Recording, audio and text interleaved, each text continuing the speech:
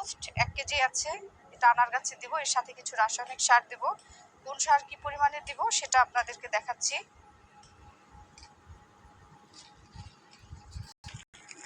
এটা হচ্ছে সরিষার খোল গুঁড়ো, আর হচ্ছে আমি বাসায় কিছু গোবর সার তৈরি করেছিলাম, দুটো মিক্সড করে রেখেছি।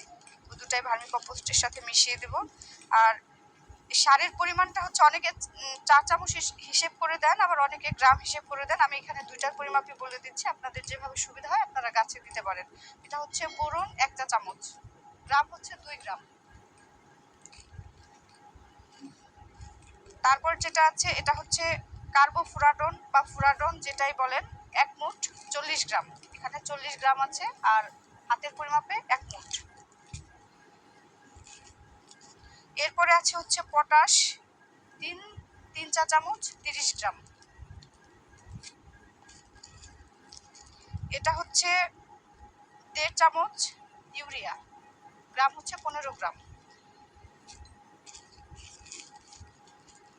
এটা হচ্ছে টিএসপি 2 টেবিল চামচ 30 গ্রাম। আপনারা গ্রাম হিসাব করেও গাছে দিতে পারেন, চামচের হিসাব করেও দিতে পারেন।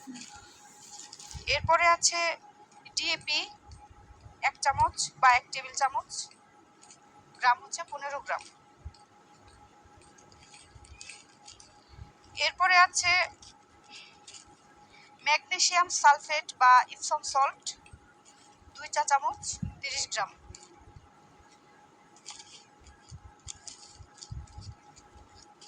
এটা হচ্ছে জিঙ্ক সালফেট 1 চামচ 10 গ্রাম।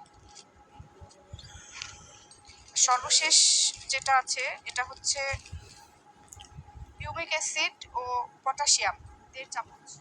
আমি এখন এগুলো ভালোভাবে একসাথে মিশিয়ে তারপর গাছের গোড়ার চারদিক দিয়ে দিচ্ছি।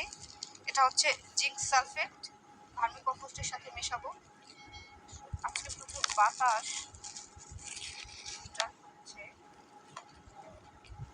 এটা হচ্ছে ম্যাগনেসিয়াম সালফেট বা ইপসম সল্ট।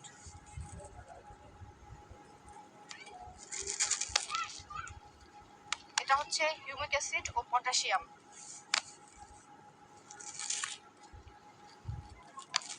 এটা হচ্ছে ডিএপি।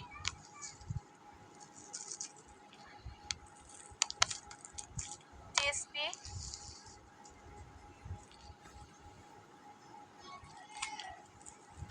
ইউরিয়া।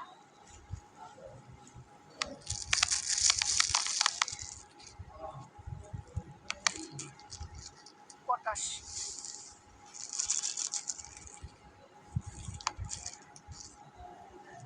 কার্বোফুরাডন, ফুরাডন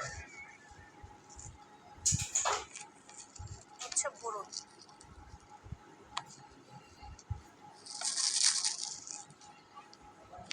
সরিষার খোল আর হচ্ছে গোবর সার একসাথে মেশানো ছিল, এগুলোও দিয়ে দিচ্ছি।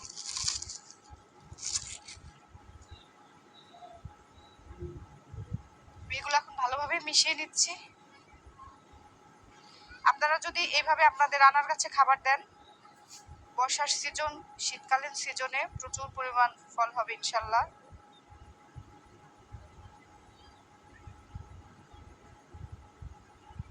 আর গাছের খাবারগুলো গোড়া থেকে একটু দূরে দিব, কারণ হচ্ছে শেকড়গুলো তো একটু দূরেই থাকে, তাহলে গাছ ভালোভাবে খাবার পাবে।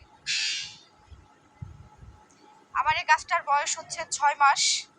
এটা দেখেন ড্রামটা, এটা কিন্তু বড় তেলের ড্রাম, হাফ ড্রাম, তারপর কিন্তু অনেক বড় এবং গাছটাও বড়।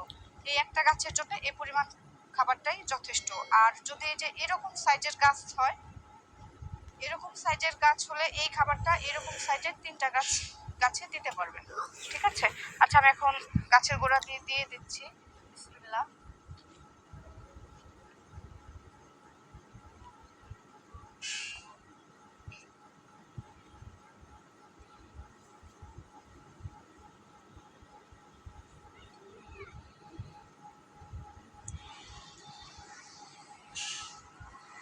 অনেকে আনার গাছের মাটি প্রস্তুত নিয়েও ভিডিও দিতে বলেন, মাটি প্রস্তুত সম্পর্কে জানেন। আসলে আমার ছাদের সব গাছের মাটি আমি একইভাবে প্রস্তুত করেছি, তারপরেও ঠিক আছে আমি কোনো এক ভিডিওতে আনার গাছের মাটি প্রস্তুত নিয়ে কথা বলবো।